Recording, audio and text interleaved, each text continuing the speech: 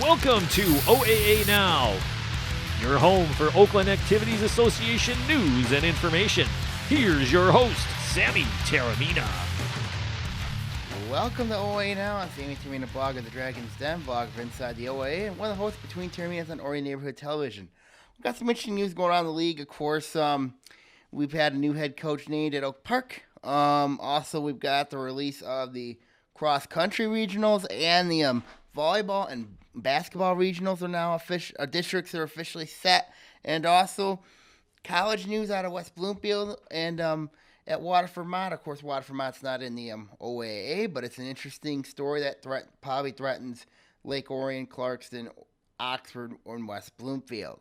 So let's go to our top story. Of course, we have a new boys basketball coach at Oak Park. You look at they bring in it's a former name, of course. A lot of people remember this guy. Of course, he coached at West Bloomfield until 2009. He was an assistant coach for football, girls basketball, and boys basketball. Named Jamie Thomas. Of course, a lot of people knew his father was a very, very good coach when he was at West Bloomfield. And then, of course, Jamie Thomas took a year off of coaching, and then he decided to come back in 2013 to coach the girls basketball team at Walled Lake Central. And then, of course, now he is now back coaching at Oak Park. Oak Park is now the 23rd school to fill out their coaching vacancy. Of course, you look at the coach, the only coach team that needs a new coach is Southfield. Of course, Southfield, I know they've got a couple candidates in mind. We'll know eventually when Southfield names their new coach. I know it's kind of a very bad situation right now because the summer league is going on right now as we speak. So that's a lot of questions there. But let's look at Jamie Thomas and then at what he's done. Of course, we mentioned that earlier. But let's look at what he brings to Oak Park. He brings stability there. He brings something that this team has lacked the last and let's not forget last year. Of course, Oak Park had a very disastrous academic scandal, which led to the loss of their best player, one of their best top players, who was supposed to go D1. Instead, he's now at Detroit Pershing, and now you got and of course you had Brian Tipton. Of course, he worked in the school district, and then all of a sudden, he got caught in this academic cheating scandal, and changing people's grades, and then he ended up having to resign from Oak Park during the season. Of course, the athletic director / football coach, Greg Carter, had to take over the team. And, and then, of course, they had that, they won their district handily, and then they ended up losing in the regional semis to North Farmington in the playoffs. That ended a turbulent season for Oak Park. So what Thomas is going to bring to the Knights is, that credibility, its stability. Of course, he's going to be in the white division, in which you got teams like West Bloomfield, Auburn Hills, Avondale are in there. And then you got a scrappy team like Troy, you got Pontiac, and then you got Bloomfield Hills. Of course, you look at that division. I think Oak Park right now is the fourth best team in that division. I really do, because with the addition of Thomas, it does bring some credibility to Night Valley. I don't know how a staff's going to be played out, but, the question, now I get a question for what's going to happen there is going to be, is Oak Park going to have the success and the talent that they've had in years past under Thomas? I know Thomas is a very high-energy guy. He brings a lot. He demands a lot. And what happens to the staff? Of course, Oak Park loses several key players from a team that was good, and then of course their JV team wasn't great, and then their freshman team actually was pretty good. So do you think about moving up a couple of those kids? You know what I mean? Up from Oak Park. I mean, from the freshman up to varsity. I think it's possible. But you lose But, with Jamie Thomas coming in there, it brings stability. But the question is, how are the players and how is the area going to react to Jamie Thomas? This is a guy that, he's had a lot of success in Middle Oakland County. Now you're taking him and putting him into Southern Oakland County, of course, especially in Oak Park. You know what I mean? Where Oak Park's had a lot of success lately. They've especially in football and track and field. They won a girls' state title there. I think it's an interesting move when you look at the situation there with Oak Park. But Jamie Thomas is going to bring a lot. He demands a lot. He is the 23rd head coach now that is going to be in the OAA. Of course, now we're looking for one more coach in the league, and that's from Southfield. So we'll keep an eye on that situation as it unfolds. We go to some football news, of course. Very interesting developments, of course, going on in the world of football. Of course, we got Tristan Jackson and Nevon Mosley both play for West Bloomfield Jackson. So Jackson's a quarterback / wide receiver. Nevon Mosley is a wide receiver / defensive back. They both committed to Big Ten schools this week. You look at, and of course, Tristan Jackson committed to Michigan State. Nevon Mosley committed to Purdue. Let's go with Mosley here. Mosley's a very dynamic athlete. He's a good wide receiver, very good defensive back. Committed to Purdue this week. I was surprised, you know what I mean, that he would go to Purdue. Of course, Purdue has had some struggles in the Big Ten lately. Darrell Hazel's a very good coach, but I'm kind of surprised that Mosley chose to go to Purdue, just because of that reason.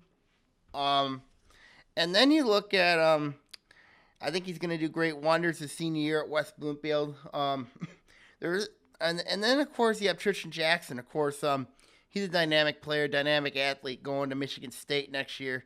Going to be a wide receiver when he gets to Michigan State. He does have experience playing wide receiver when he was at West Bloomfield. Of course, 2012, he was a very, very good wide receiver. When they were forced to move him back to quarterback. Of course, Tristan Jackson was a quarterback originally until he got hurt, and then he played wide receiver when he got back.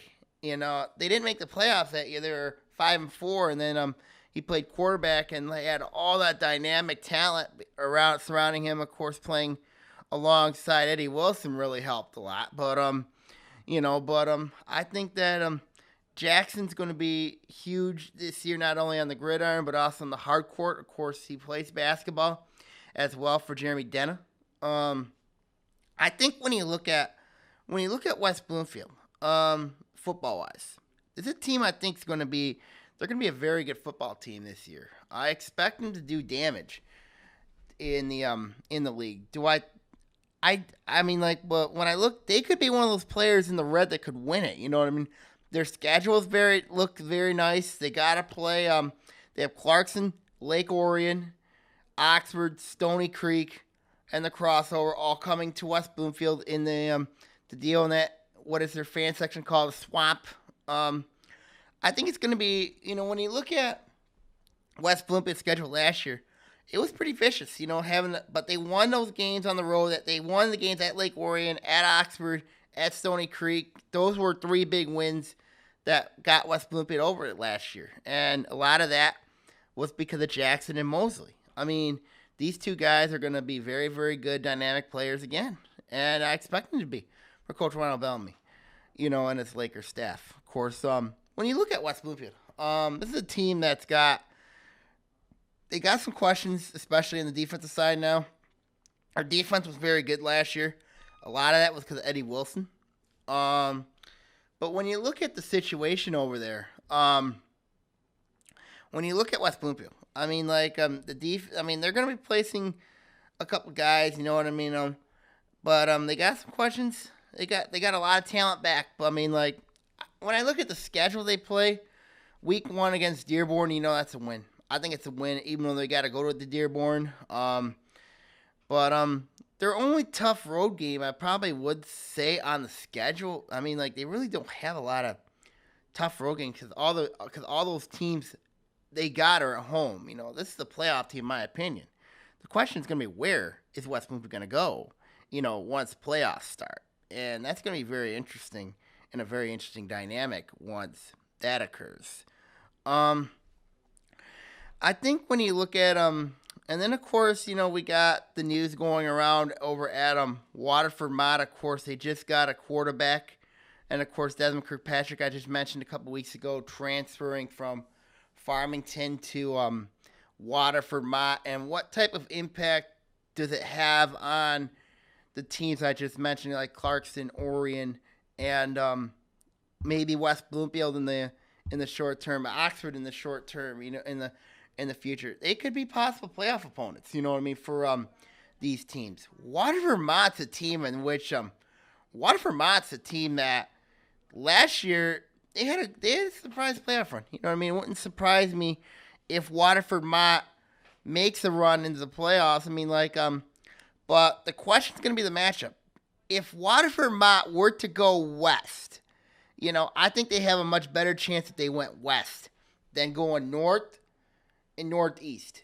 The reason why I say that, and even better chance than going south. The reason why I say that is because if they were to go south, they have to deal with West Bloomfield. And we know what the Lakers have. I don't like them against any OAA team. I don't like them against West Bloomfield. I don't like them against Clarkston. And then if they go north, they got to deal with Clarkston, Orion, Oxford.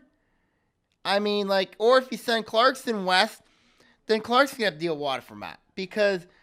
And still, that's not a good matchup for, I know that they're getting I know the quarterback there is getting a lot of D1 offers. He's a guy that transferred in from Grand Ledge. But I just don't like him against the OAA schools. He's going to do very well against the Walled Lake, against the KLA North, of course. But you have Walled Lake Central in that division. That's the question there. And you got Walled Lake Western in that division, because those are two teams that are not going to be easy games. I would say right now, early on for Waterford Mott, this is a team that is third place right now in the KLA North. But then I think Walled Lake Central is a better team right now, and I think Walled Lake Western is because of the experience they had. When you look at Waterford Mott, the questions they got defensively, I'm still not sold on Mott. They got a very good quarterback wide receiver tandem. I'm just not sold on this team defensively at Mott. For example, if I see Waterford Mott play West Bloomfield, it's going to be an offensive slugfest. I don't trust Waterford Mott against West Bloomfield's DBs. I really don't. I think C.J. Mosley's a better defender than people think. I think Mosley, he'll get the assignment against Des Kirkpatrick. I think Mosley's a better defender than Kirkpatrick. I think Mosley's a better defender than Kirkpatrick is a wide receiver. That's what I think. And then, of course, I think Tristan Jackson's a better quarterback than this guy who transferred in from Grand Ledge. I think West Bloomfield's a team I think that could definitely beat Waterford Mott. Clarkston. Let's look at Clarkston's case. They're just going to run the ball on him, like Nolan Erickson's going to run the ball. They're just going to do time possession football. I think Clarkston's going to just find a way and win that game. It's going to be a little bit close, but I think they have the DBs and the athleticism to match up with them, Waterford Mott. And then, of course, you got Lake Orion. Well, let's go with Oxford first. If Oxford were to play Waterford Mott, I would take Oxford because they're going to run and tear, pound the rock. I like Oxford to knock off Waterford Mott because of that philosophy that Coach Bud Riley does. Then if it's Orion, I think Orion wins that game. I mean, I really do because the question's gonna be the defense. But I just think in the end of the day, I just think those teams have better. I think West Bloomfield, Clarkston, Orion, and Oxford all have better athletes right now than Waterford Mott. That's just my take on that if they were to play this year in football. But that's my thoughts about it. Final thoughts about this. it's very interesting to see what happens this season. Of course, we'll see what happens over at Waterford Mott. Of course, Waterford Mott we mentioned a lot, especially when we talk this next segment, which is volleyball, basketball districts are out. So that's gonna be very interesting to see here on OAA Now.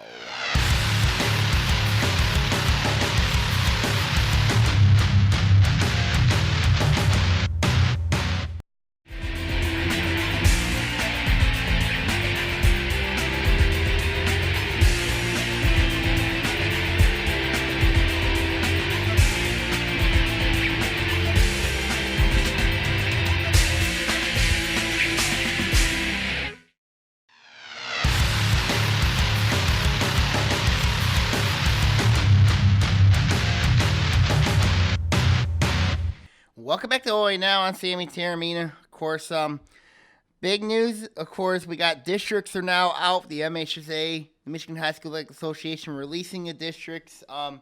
Just last week, you got one district at Class B. You got you got seven different districts in Class A. Actually, 6 districts if you count it by that. Of course, all that will be on the the Inside the OAA blog. Of course, you can take a look at that. Let's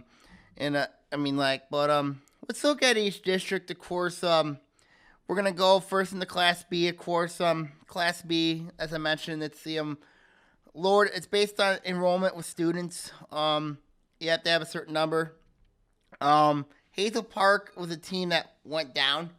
I mentioned from Class A year ago. They're now in a district with Ferndale, Warren Fitzgerald, Detroit Northwestern, Detroit Collegiate, and Detroit Mumford.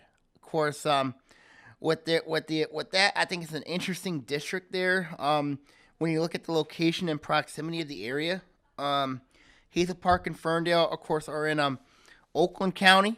Warren Fitzgerald's in Macomb County, and then you have Detroit Northwestern, Detroit Collegiate, Detroit Mumford, and Wayne County. Detroit Mumford is a team that also went down from Class A to Class B. So this is a very interesting dynamic when you look at two teams moving down from Class A to Class B, and you have teams like Hazel Park and Detroit Mumford are down there. I think it's a benefit for both those teams, I think, to be down in Class B because I think they'll do some damage in there. Of course, Detroit Mumford is hosting the girls' basketball district. The volleyball district's going to be held at Warren Fitzgerald. Of course, and the boys' basketball district's going to be held at Detroit Northwestern. So when I look at the volleyball part of the district, of District 42, you got last year Ferndale won it. I think Ferndale is the early favorite, but you can't count out Warren Fitzgerald because of the experience. Hazel Park's a team last year. 2 years ago, I would take outright, but we don't know how the talent pool is down there at Hazel Park. They could struggle again, and also we don't know much about the Detroit schools. Of course, Detroit Northwestern, Detroit Collegiate, and Detroit Mumford. Detroit Mumford could threaten. I mean, they're a threat, but I just think in volleyball, you look at. Can there be a team? I think Ferndale is the early favorite, even though Warren Fitzgerald's at home. But I just think at the end of the day, I just think that Ferndale, a little bit more athleticism than people think, I think will win the volleyball district. Of course, when you look at the boys' basketball district, it could come down to, I think there's 3 teams that could win it in that district. You got Detroit Mumford, Hazel Park, and Ferndale. Hazel Park is going to surprise some people.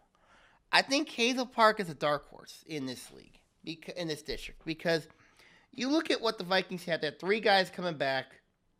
They're getting a lot of hype surrounding them. I think Hazel Park, they're going to be a threat in the gold this year in boys basketball. And you look at Ferndale, this is a team last year that lost to Detroit Henry Ford last year. Detroit Henry Ford is not in their district now. They moved somewhere else, but I think it's a good opportunity for a team like Ferndale to take advantage of this and possibly move on. You know what I mean? And, of course, you have Detroit Mumford, a team that has a lot of speed, a lot of athleticism. I think they'll do some damage. You know what I mean?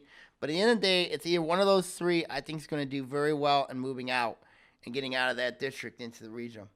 And when I look at girls basketball, of course, you got to go with Detroit Mumford. I mean, I just think Detroit Mumford, end of the day, it's got too much athleticism, too much talent. I'm not sold on the OAA schools. Of course, Hazel Park struggled. They're going through they're in year two of an they're in year two under a new coach's era. Ferndale last year was a disappointment to me because I expect them to do a little bit more. They struggled during the year. I think when you look at, I think Hazel Park might have the best chance out of the OAA to do well in this district for girls basketball, but I don't know if there's a team that can knock off Detroit Mumford in that district. And they're at home too, so that's what makes it much worse and beyond for that. So let's look at it from that situation there. So I'll go to Class A. Of course, Class A is a very unique district. You got District 21, which consists of West Bloomfield, Orchard Lake, St. Mary's, Farmington Mercy. Of course, Orchard Lake, St. Mary's. They're boys. You know what I mean? Like they're in the boys basketball district, and then Farmington Mercy for volleyball and girls basketball. Farmington Harrison, North Farmington, and Farmington are in there. Into that district. So, but when I look at the district, you know what I mean? When I look at, especially in girls basketball, I was shocked about Mercy watching the Summer League. And I couldn't believe it because of what happened. What happened to Mercy, they were just absolutely destroyed by Ann Arbor Huron. Ann Arbor Huron's a very good team. And they were destroyed by Southfield Latham at Oakland University. That's tough to watch. Now, do I think it's going to be like that for Farmington Mercy? No. But there's clearly some teams that could clearly win this district over there. That could be a huge threat to Mercy, especially in girls basketball. You got West Bloomfield, a young up-and-coming team, of course, led by their top guard, Shalika Stubbs. You got Farmington Hills Harrison, led by Amber Steffens and Kristen Nelson. Those two girls are going to be back. And then you have North Farmington, a team that is led by Kiera Crockett, Faith Gamet, Samantha Tierney, and Alexa Tierney. That's going to be tough. And then you got Farmington. Of course, Farmington's a team. Of course, they're an up and down team. But you look at it from the girls' basketball situation here. Early favorite right now would be Mercy, but what I saw at Oakland University, I might as well just take them back. I would probably say, you know what? Harrison would be the early favorite. Then in West Bloomfield, I would consider Mercy, not even maybe top 3. That's what I saw with Mercy. I think right now, in that district right now, I think it's an open district. But I just think at the end of the day, Mercy, even though they're playing the tough league in the Catholic League, I just think Harrison's better. I think West Bloomfield's better. And I think North Farmington's better. For West Bloomfield's case, maybe I was shocked with West Bloomfield last year. What happened to them? How they lose to Wall Lake Northern. Wall Lake Northern, they had an all right season. Of course, they had a very good point guard, Courtney Callahan. But that was a game I thought West Bloomfield had everything. They had a great matchups, and they found a way to lose that game. I don't know why. That was terrible. And then you look at then of course, Harrison and North Farmington, they play in that vaunted district with Birmingham Marion in there. Birmingham Marion's not the same team, but they moved Harrison and North Farmington out back to a normal districts. Farmington, same thing with Southfield. That was murder's row for them. Now they're back in a company district. In the boys basketball, we don't know what Orchard Lake St. Mary's going to have. We don't know. Early favorite to me would be, I would say West Bloomfield. And North Farmington. I think North Farmington's got a good shot. Billy Thomas back. West Bloomfield, you got to deal with Tristan Jackson. And then you got St. Mary's probably right now, I think, is the third best team in that league. Farmington could do some damage. They could. Terrence Porter's done a very management job with that team since taking over. Harrison, I got no chance with in the boys basketball. And then we got volleyball. Of course, when you look at volleyball, of course, Mercy would be the early favorite. I mean, they went to the Final Four last year. You got West Bloomfield, a team I think that could definitely. They were in the district final last year, but I think they were in a really bad district a year ago. North Farmington, I think this could be a year for them to make a run. I know Jen Cattell. I think Jen Confetti. I think that she'll do very well for them. Farmington, of course, they're in the lower division now, so we'll see what happens. And then, of course, I just think right now Mercy's the best team in that district right now for volleyball. So that's what I think right now in that district. District 23, Royal Oak. You know what I mean? That district, you know what I mean? That volleyball's at Royal Oak. The boys and girls basketball at Troy Athens. In that district, you got Troy Athens, Royal Oak, Sterling Heights, Warren Regina / Warren De La Salle, Warren Cousino, and Warren Mott. This is a unique district because for me, I thought Troy and Troy Athens would be together. Not anymore. I guess they took Troy. We'll talk Troy in a minute. So Troy Athens is a team that last year they should have won a district title in boys basketball had not been for Chris Barton 3-point shot in boys basketball. Girls basketball, I don't see anybody beating Warren Cousino. I just don't see anybody beating Warren Cousino. Because this is a top team in the state. Because they were ranked in the top of the state. This Patriot team is for real. This is a very, very good Warren Cousino team. Warren Cousino is going to win this district in girls basketball. No doubt. Volleyball, I would say I got to give the edge to Troy Athens because of their experience. They want revenge after what happened last year, losing at home to Troy. But I think Troy Athens is going to win that district there. Royal Oak could give them some good competition. Sterling Heights could as well. But end of the day, I just think that I think Troy Athens is better in volleyball. And then boys basketball. I wrote a couple weeks ago on my blog. I said, well, Troy Athens had an easy pass again. He had an easy path. And then when I find out, once they release the boys districts, Warren De La Salle Collegiate, I just said, oh my God. My God. Troy Athens is done. Even if they're at home, I don't think they'll beat Warren De La Salle. Now, it takes an upset there, but I don't think Troy Athens is going to beat Warren De La Salle. Warren Mott's going to be all right in boys basketball, but at the end of the day, I just think that this is Warren De La Salle's district to lose. So that's a pretty bad situation when you look at for District 23. So it is what it is in that district. So for Troy Athens boys basketball and their coach Dave Scott, good luck. District 24, of course, this one here, this could have possibly two state champions in basketball. It could possibly, because they're got very good teams here. You got Southfield Lathrop, Southfield, Detroit Renaissance, University of Detroit Jesuit, Oak Park, and Berkeley. Of course, volleyball's at Lathrop, and boys and girls basketball at Southfield. Of course, this is the last year of Southfield Lathrop because they will be merging with Southfield next year.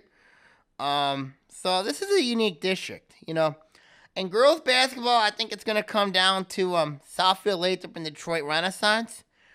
I think Lathrop's got more depth than Detroit Renaissance, seeing them play at Oakland. Lathrop, I think, is going to be clearly the team to beat because you got the Bello twins, you got Daisy Church, Antoinette Miller. I just think when you look at the situation there, I think right now, Detroit Renaissance has got a very good player, but I I just think at the end of the day, but I also got to keep an eye on Southfield. Southfield's a senior lane team as well. They could threaten, but I just think at the end of the day, this is Lathrop's district to lose because of the experience they have there. Also, you look at, and you got volleyball is a wide open district, you know what I mean? Because there's no true power in there. Oddly enough, I think the favorite's Berkeley because I think Berkeley is a very interesting team in girls volleyball. So I just think at the end of the day, in volleyball, I got to go with Berkeley. I think it's a clear, safe choice, but you got to keep an eye on Oak Park. Oak Park's been trying to develop a program there. It got the size to match up with Berkeley, so we'll see what happens there. And then, of course, boys basketball. UD Jesuits in that district. You got to deal with Canisius Winston. Detroit Renaissance will be tough. Southfield will be tough. Oak Park will be tough. It's a tough district, you know what I mean, in boys basketball. But at the end of the day, I just think that Detroit UD Jesuit will win that district because of experience. And, of course, they want to get back to Breslin so bad to what happened to them in their loss to Detroit Western. This was a team that knocked off Clarkson from the quarterfinals last year at Callahan Hall. So that's going to be a unique district there. District 25, this may be a fun one. Because you got Avondale, Troy, Bloomfield Hills, Birmingham Marion / Birmingham Brother Rice, Groves, and Seaholm.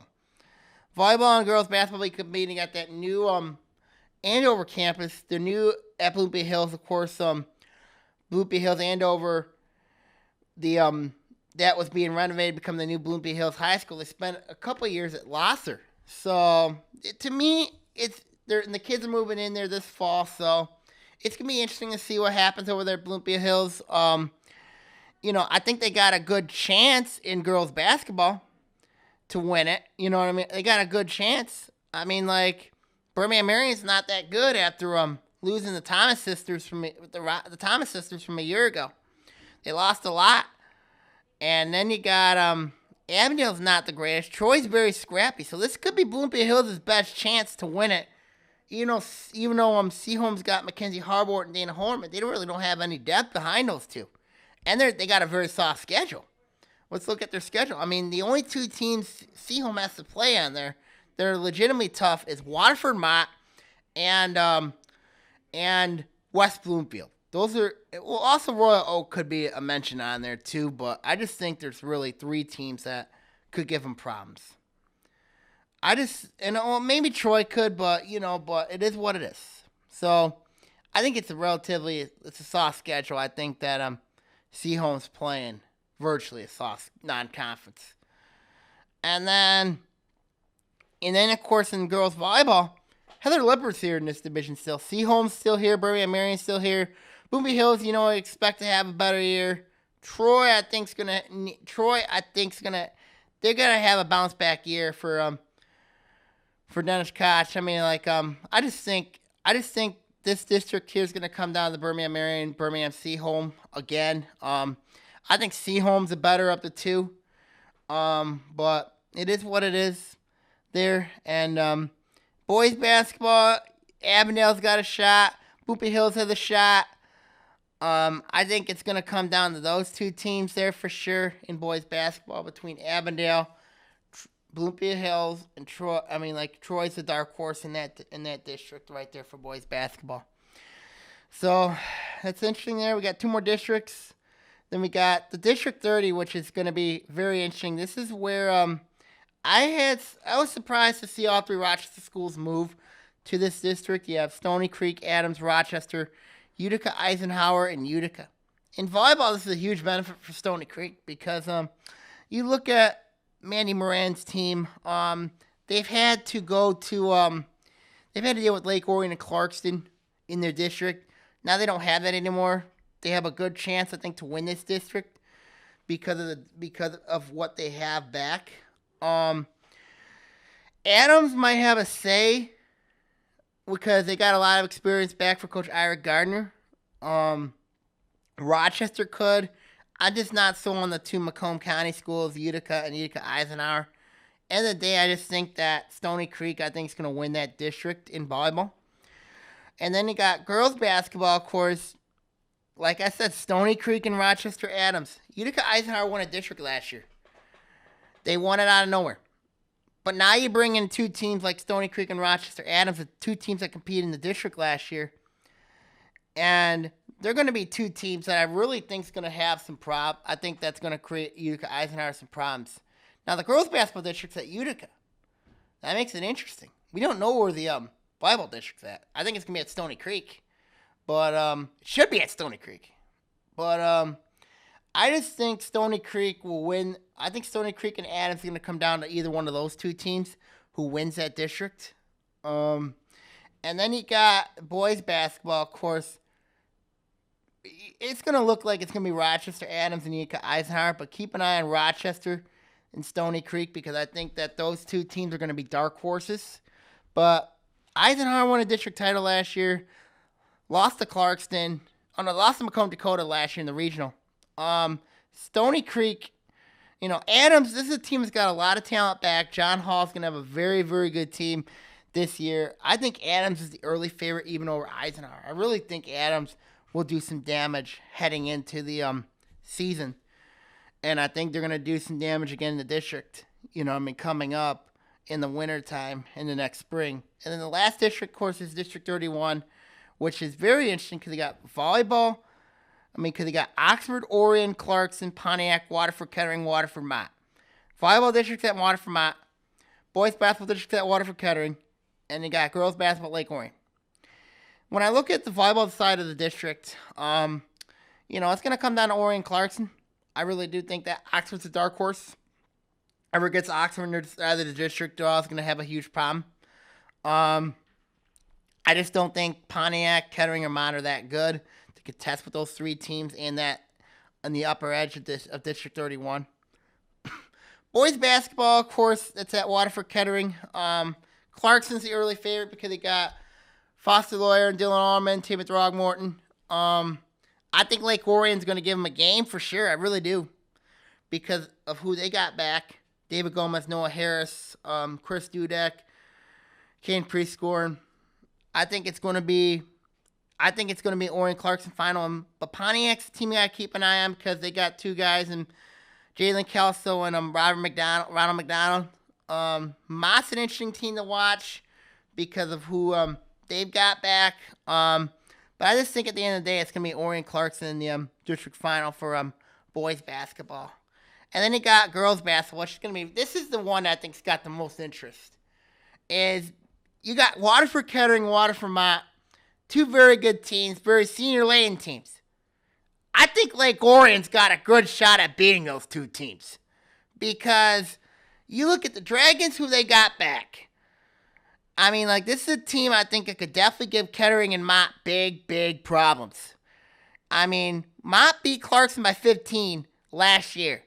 Don't think Clarkson's don't think Clarkson want a piece of Mott. They play him in the regular season. Clarkson's got to go to Mott. But I think Clarkston and Orion are going to be absolutely ticked. I think Oxford is a team to keep an eye on, because they play in a vicious division, and they're going to play in a very tough situation. They're going to be a little bit down, but they'll spoil somebody's season.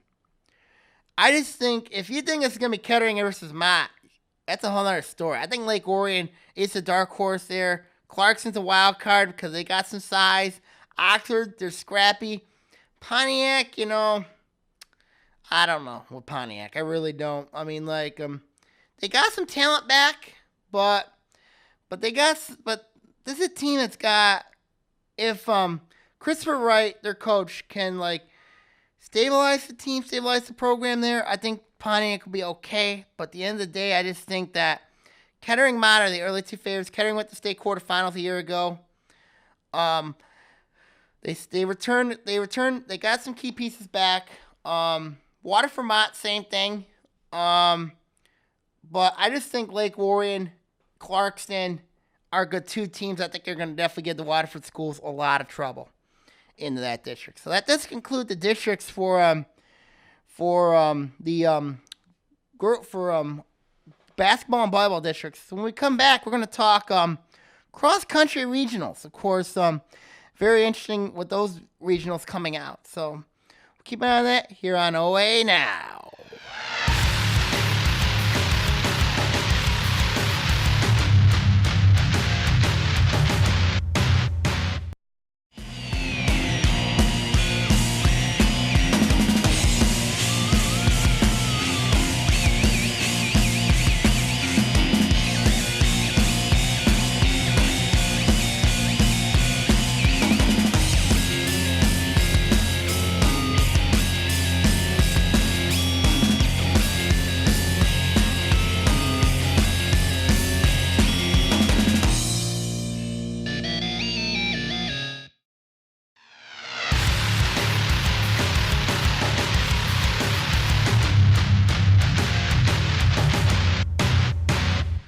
Welcome back to OAA Now. I'm Sammy Taormina. After having a nice little discussion about the districts for volleyball and basketball, you can also check that out on my blog at Inside the OAA.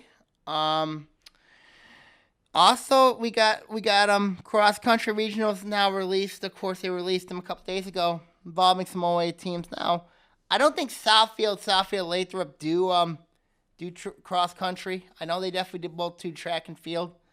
But let's look at the regionals format here. Of course, they don't have districts in them, cross country nor track and field. They basically base it off regional format. But you look at this Region 16, of course, it'll be competed at Hess Hathaway Park in Waterford. It's a really nice park. You got some Detroit schools in there. You got you got Avondale, Hazel Park, and Ferndale in here. You got Linden, you got Lake Fenton, Lampier, Orchard Lake, St. Mary's, Notre Dame Prep, Southline East, Southfield, Bradford. I think the early favorite here is Detroit Mumford because of who they got. Detroit Mumford's a team I think you got to keep an eye on because they've been in track power for a while. Even with their former coach moving on to Oak Park. I just think at the end of the day, in this region, I just think that you look at who's in there. Detroit Mumford, I think clearly is going to be a threat in there. I think that, you look at teams around the area, I just think that, and the girls' side of it, I got to go with, in the girls' side, it's very tough to decide, but I got to go early. You got Detroit Country Days in there. But it's very tough to say. But my early favorite in the boys is Detroit Mumford. You got to keep an eye on Detroit Country Day. And also Orchard Lake St. Mary's. They're going to compete hard. They're going to compete in there. But I just think Detroit Mumford, a little too much Mumford, I think is going to win that. It's going to be a tall order for Avondale, Ferndale, and Hazel Park, to do well in this regional over in Waterford. So it's going to be a tough chore, but, won't be easy. Region 9 at New Baltimore, Anchor Bay. You got Anchor Bay, Clarkston, Orion, Lapeer, Macomb, Dakota, Colm Launch Cruz North, Brandon, Oxford, Port Huron Northern, Port Huron, Rochester, Adams, Stony Creek, Romeo, Eisenhower. Unique district because early favorite I think is Port Huron Northern. But you're gonna have Clarkson, Orion will definitely contend. Macomb, Dakota as a team I think will definitely contend as well.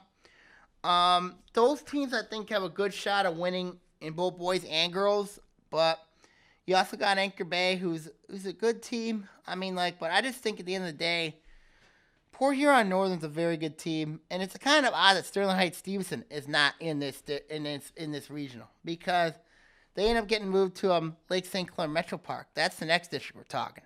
So I just think when you look at the region there at Anchor Bay, I just think that Port Huron Northern has got a great shot at winning this thing, but you got to keep an eye on Clarkston, Orion, Macomb, Dakota, and also those three teams you got to keep an eye on because I think those teams are going to be definite good teams to threaten in this league. So I think in this regional. So that's going to be interesting there. Region 8, of course, that's going to be taking place at Lake St. Clair Metro Park. Of course, it's in Macomb County. I think you have the nice breeze off Lake St. Clair. You got Chippewa Valley in there, Detroit East English Village Prep, Fraser, Grosse Pointe South, Grosse Pointe North, L'Anse Creuse, Roseville, Royal Oak, Lakeshore, Lakeview, Sterling Heights, Ford, Sterling Heights Stevenson, Troy Athens, Troy, Warren Mott, Warren Cousino, Warren Woods Tower, and Warren the LaSalle. So those teams in there. Royal Oak's got a great chance at winning this, but the favorite early is Sterling Heights Stevenson.